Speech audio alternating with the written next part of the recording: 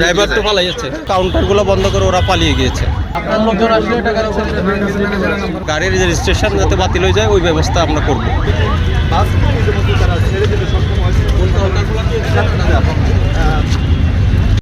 আলিপ তো ঢাকার ভিতরকার গাড়ি, ওরা ঘাটে যাচ্ছে, কাউন্টার নাই এখানে। এখন আছে রাস্তায় স্ট্যান্ডিং গাড়ি আছে, স্ট্যান্ডিং নাই, মাত্র ছেড়ে গেল 300 করে। সব ড্রাইভার পালাচ্ছে। দেখেন এগুলি ড্রাইভার তো পালাই যাচ্ছে। আমি কোন দিকে যাই, দেখে আসে কিনা। ওর খাওয়ার সাথে আপনি কোন কাউন্টারে?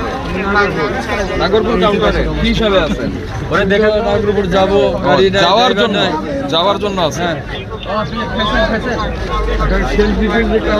আপনার লোকজন আসলে টাকা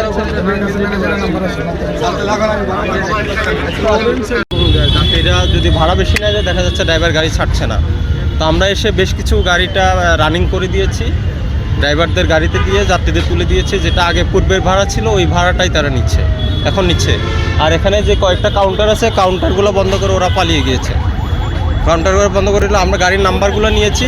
কেউ যদি ওই গাড়ির থেকে বেশি ভাড়া নেয়, আমরা ওই গাড়িগুলার যাতে রুট পারমিট বাতিল হয়ে যায়, ড্রাইভিং লাইসেন্স বা গাড়ির রেজিস্ট্রেশন যাতে বাতিল হয়ে যায় ওই ব্যবস্থা আমরা করব বলেছি। আর কোনো যাত্রী আমাদের অগোচরে যদি বেশি ভাড়া নেয়, আমাদের কাছে অভিযোগের প্ল্যাটফর্ম রয়েছে, অনলাইনে অভিযোগ করবে। নির্বাচনের পরে আমরা অফিসে তাকে রাখবো। যদি বেশি ভাড়ার প্রমাণ পাওয়া যায়, আমরা আইন অনুযায়ী তখন ব্যবস্থা নেব।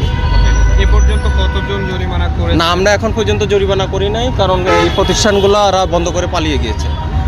এখন যাতে যাত্রীদের ভোগান্তি না হয়, যাতে লাইনের গাড়িগুলো আছে এগুলো আমরা ছাড়ার ব্যবস্থা করে দিয়েছি, সরকার নির্ধারিত ভাড়ায়। এবং সরকার নির্ধারিত ভাড়ায় তারা যাবে।